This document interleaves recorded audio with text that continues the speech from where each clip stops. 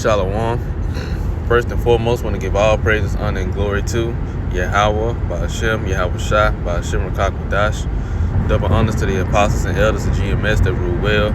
Peace, love, and salutation to all the brothers out there pushing this word of sincerity and the truth. And shalom to all the brothers, sisters, and children out there keeping this word of sincerity and the truth.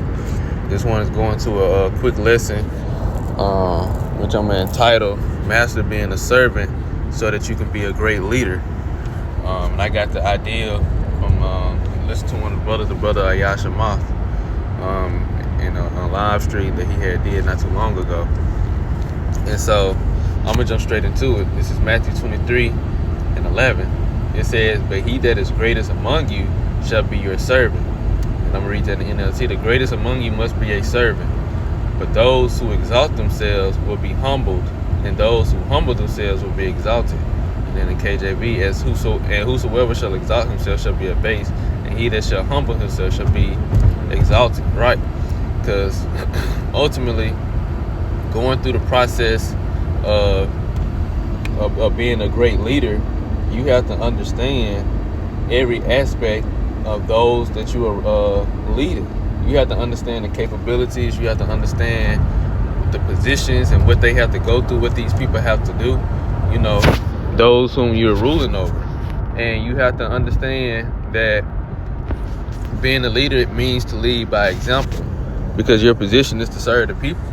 You're in that position to make their lives easier by the decisions that you make, and whatever policies or whatever procedures you put in place is all supposed to be benefiting the ultimate goal. You know, that's the qualities of a good leader, especially, again, leading by example, being humble, because you have a lot of people in leadership positions in today's time who look down at the people below them. You know, you're not supposed to do that. That's not the mindset you're supposed to have, or that's not the way you're supposed to view the people who's looking up to you for leadership, who see you in that position and figure that you got there from, you know, or you're in that position because you're the capable person you're the suitable person for that position. And Yahweh Shai is going into the qualities of a good leader. You have to be humble, you know, and being humble also includes knowing how to be a servant. And that's why he started off there. The greatest among you must be a servant in the NLT, or the greatest among you shall be your servant, because ultimately your job is to serve the people. You know, help them, make their lives easier, teach them, you know, in certain cases, whatever the case may be. But ultimately, to be a great leader, you have to master being a servant, and you have to know. Again, you have to know what the people that you're over, what they're capable of, what they have to go through, so you can be able to give them the best advice or give them the best direction, so that ultimately the overall goal can be accomplished in the best possible manner, so you can get the best possible outcome.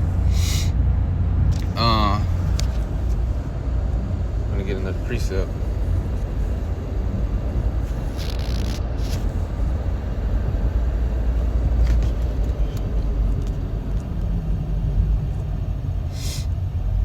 This is Mark 10.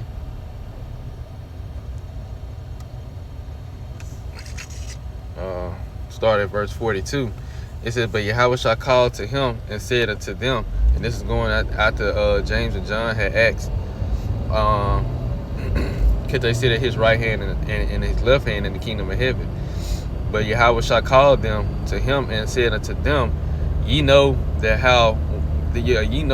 they which are accounted to rule over the Gentiles exercise lordship over them, and the great ones exercise authority over them." And in the NLT it said, you know that the rulers in this world lord it over their people, and officials flaunt their authority over those under them.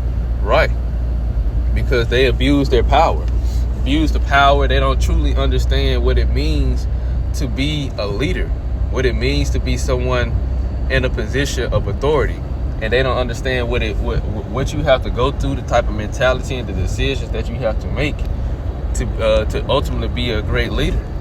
And these are the people in the world, especially the other nations, you know. And Jake nowadays has adopted those same ways in that same fashion. They don't understand what it truly means to be a leader. And not only just those that's not in the truth, but you have those that's in the truth that's the same way, you know.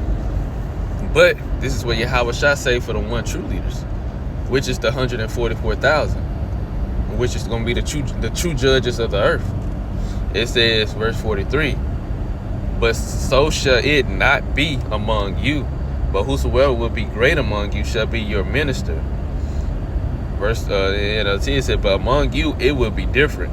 Whoever wants to be a leader among you must be your servant, and whoever wants to be first among you must be the slave of everyone else, which I read in the KJV. It says, whosoever of you will be the chiefest shall be servant of all.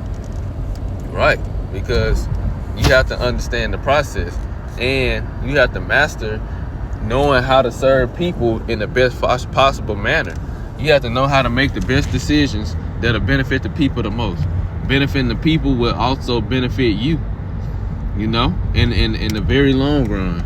And you have to have a vision of that too, you know. But you know, in order to be a good leader and a righteous leader, like Yahweh Shah said, you have to first, you know, understand how to serve people, how to be a servant, you know.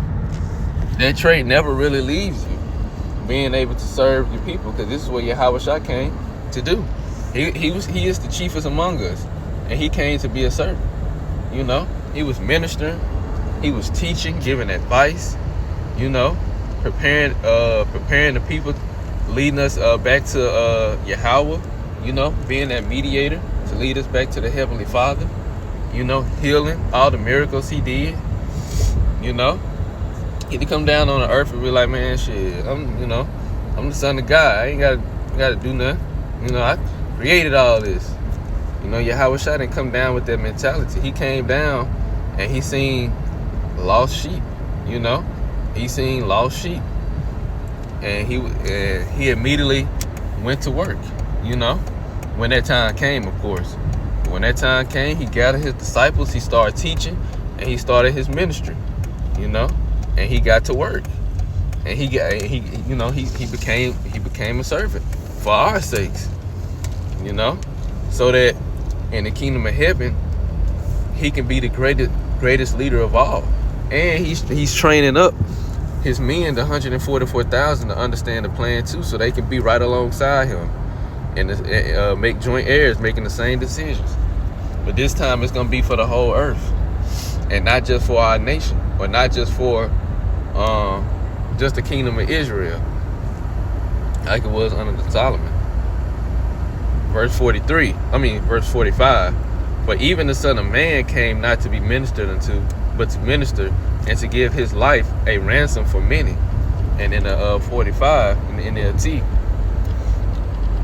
for even the Son of Man came not to be served, but to serve others and to give his life as a ransom for many. Right, so this is what Yahweh Shah did. He paid the way. Again, when he came down and the Spirit came on him, and he knew it was time to start the ministry, he was like, okay, you know, I didn't come down here for y'all to serve me. Yahweh Shah had the offer to be put as king, and he had the power to take down the Roman Empire. But what about the prophecies? What about his people? You know, that we needed him. You know, we still need him. So if he didn't come down and do it, become a servant for our sakes, you know, we wouldn't even be where we at right now. You know, and Yahweh Shah understood this. This is why I say he had vision. You know, he understood what was to come in the long run. So he mastered being a servant, and he taught us that same method. You know, that's another thing about being a great leader. A leader breeds leaders. You know, Yahweh Shah didn't come down and do the plan. You know, master being a servant so he can be a great leader, the greatest leader of all, and then left all the information to himself. Didn't share it. Didn't teach us how to do the same, how to go through the same process. You know. I'm not gonna make it long. probably end it right here because I'm almost at work now. But I just probably go into it a little bit later too. But just wanted to touch on that topic. When that brother had said that, it made me think. I was like, that's a good topic. And that's a very good statement too. Master and being a servant so that you can be a great leader. And the men of Israel, starting with Yahushua, and 144,000 would be the greatest leader of all time. The greatest leaders of all time. So, Lord will, this was an edifying lesson. I'm going to give all praises, honor, and glory to Yahweh, Ba'ashem, Yahushua, Ba'ashem, Rakapadash. Double honors to the apostles and elders of GMS. Shalom to the hopeful elect out there pushing this word, keeping this word sincere, teaching the truth. Shalom.